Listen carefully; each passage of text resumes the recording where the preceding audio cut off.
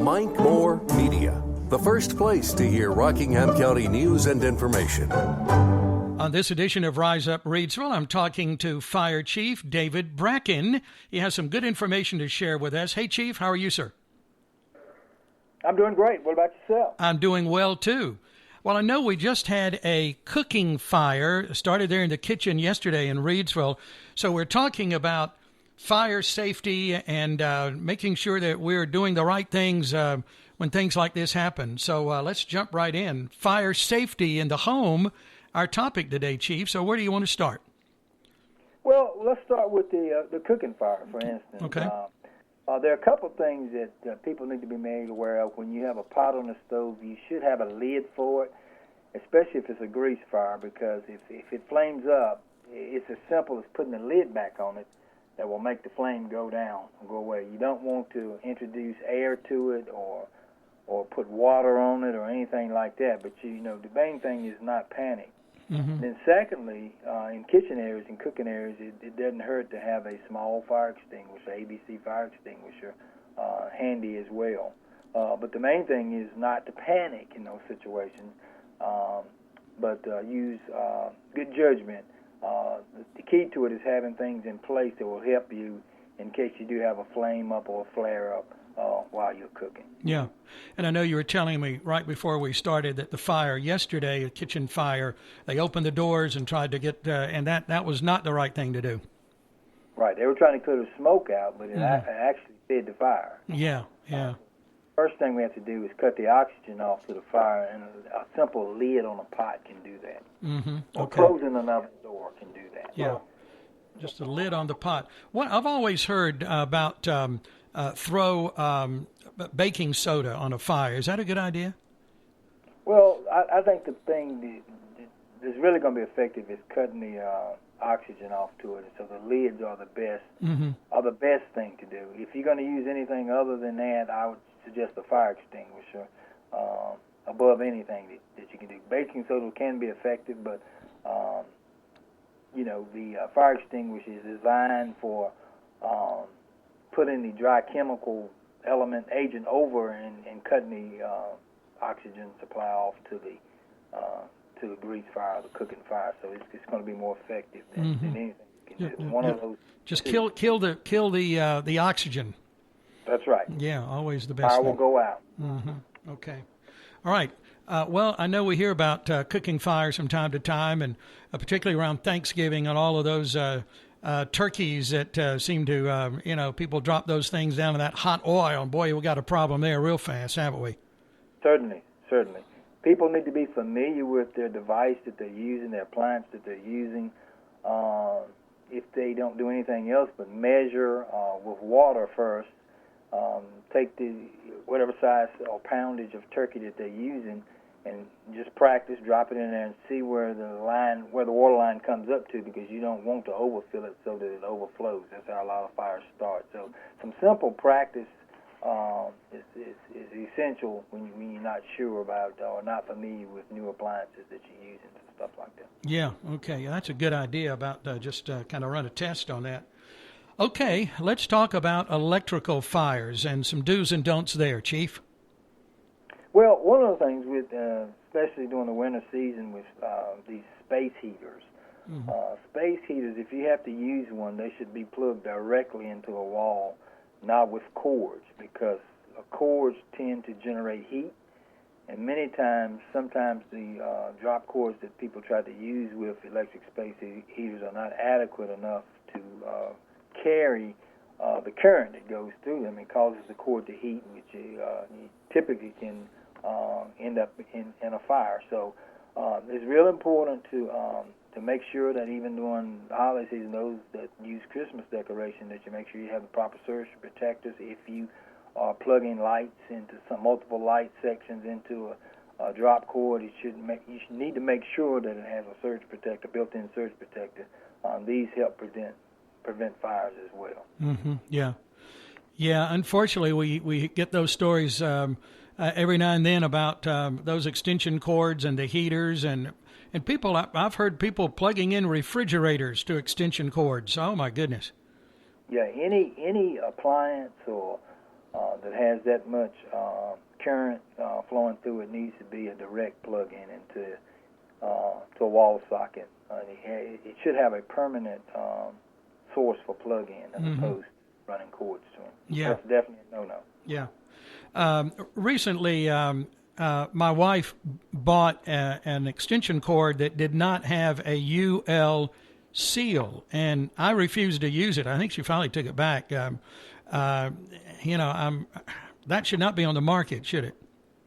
It should. Unfortunately, there's some out there, but when you don't see a UL label, that means it hadn't been approved or hadn't been tested. So it's important to always remember that everything needs to be authenticated through the proper testing agency, which it doesn't guarantee 100% it's going to work properly, but at least there has been somebody's put their seal of approval on it. It says it's supposed to work the way it's designed to work, and that's important. Mm-hmm. Sure. Okay. All righty. Let's talk about home heating issues, Chief. Well, typically this time of year, there are not a lot of homes that have wood-burning stoves, but still there's some, and the important thing there is to make sure that the chimneys are clean and make sure that all pipes are secure to the wall, and also the dampening devices work the way they're supposed to. One of the big things that is more applicable to most homes are when you have gas heating units, that there should be a carbon monoxide detector in all those homes, because carbon monoxide is a byproduct of incomplete combustion. And many times the only way that you can detect it is with a detector, because it's odorless. You can't smell it, and you don't even know that it's present without a carbon monoxide detector. The other element is that some people typically use these kerosene heaters. They're really only designed for ventilated areas, and I see people all the time that have used them, and the windows are closed, there's no ventilation in the home, and then they get a headache from it, or it's knocked over. There's just all types of things you have to be careful of, but especially this time of year, that if you do use wood, that you make sure that chimneys are clean, pipes are fastened properly, dampening devices are working in the way they're supposed to work, and with space heaters, just make sure that there's a direct plug-in into the wall, and if you just so happen to have to use a kerosene stove or anything like that, make sure that the house has proper ventilation. Mm-hmm. Yeah. And I've heard of people, unfortunately, heating their home, keeping their oven door open. What do you tell us about that? Well, first of all, it's very expensive. Yeah. Electric range to heat your home. It's not effective, it's not efficient, and it is dangerous because many of you know the temperature from an oven when it rises to a certain level, anything that comes into contact with it becomes a fire, potential for fire. So, and also a potential for burns, because people, sometimes children can get close to it or walk by it and touch it or rub up against it, when they're trying to warm something or warm their hands or stuff like that, and that can be very dangerous. Mm-hmm. Yeah. Well, you mentioned carbon monoxide detectors, and we have that. We have smoke alarms and all of that, and I feel safe there, comfortable with that. What's a good rule of thumb? How many should you have based on how many bedrooms, or how does that work? Well, you should always have one that's adjacent to sleeping areas, one off the kitchen. It depends on the square footage of the house. A good rule of thumb is maybe a couple for every 1,000 square feet. Mm-hmm. It's a good one, but it depends on how the layout of the house. Now, here's the key to it. Smoke alarms are only going to be effective as much as we will inspect and change those batteries. Oh, yeah. Now, twice a year, whenever we change time, would be a good rule of thumb to change the batteries in smoke detectors to ensure that they are in good operation when they're needed. Mm-hmm. So twice a year at time change. At time change. That's yeah, a good okay. rule of thumb. Just change it. Go ahead and change the batteries in the smoke detector. Good. And those things don't last forever. You put one up and think, well, I'll just change the batteries and I'm good to go. But you need to just get a new one every now and then, don't you? Yes, when you change the batteries and they're still beeping, it's time to. And it's not a battery issue. It's time to change it. Here at the Reidsville Fire Department, if you need a smoke detector, we give them away free. So there's really no excuse for not being able to get a smoke detector. Our can trailer that you see on William Street, we make a contribution to the burn center every year, but also when those cans are processed and sold, the proceeds go toward batteries and smoke detectors. So. Mm-hmm. And I think that's a wonderful service that you provide, and you've done that for years, and other fire departments around the county. Free smoke detectors. Just come in and get one. Sometimes I hear people actually from the department actually go out and put them up. That's right. We'll put them up for you, too. Just call and we'll make an appointment and come out and put them up for those that can't put them up. That is very, very easy. Yeah, there's no excuse. Very easy. Yeah. Very easy. Okay. Yeah. All right, Chief. Wonderful tips. Thank you. We've got a couple of minutes. Anything else you need to mention, sir?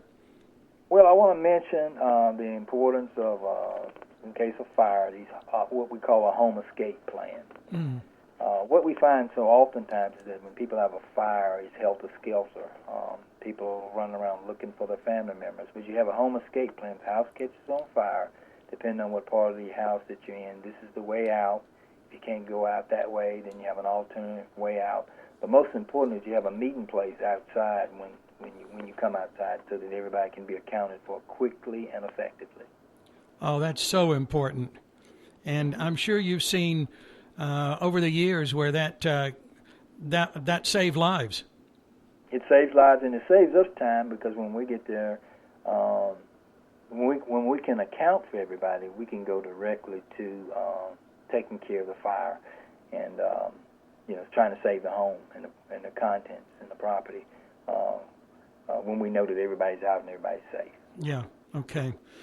Thank you, Chief. Thank you so much. For people that may not know, how many how many stations do you have in Reidsville, and how many on staff? And I know there's still a shortage of volunteers, isn't there? Yeah, that's everywhere. This day and time in which we live, you just don't have a lot of people that lifestyles have changed, but it seems to be you just don't have a lot of people that are involved in giving back to the community like that. But we have 3 stations, and we have 8 people per shift. So any given day, you have between 7 and 8 full-time firefighters on duty, 24/7. We have a number of part-time employees, so we try to supplement our full-time staff with 3 or 4 what we call, they're not volunteers, we call them part-timers, because all of them are paid. Mm-hmm. that come as well to help supplement our manpower. Okay. Well, I know it takes a special person to do what you do. How long have you been in fire service, Chief? January the 13th will be 33 years. 33 years. Wow. Yes, sir. Yes, sir. Wow. Well, happy anniversary coming up, January 13th. Yeah. Yes, sir. Well, thank you for that, your dedication. That's great. Thank you, sir. And thanks to you and the team there and at the stations, and always being there when we need you. And I appreciate that. Thank you.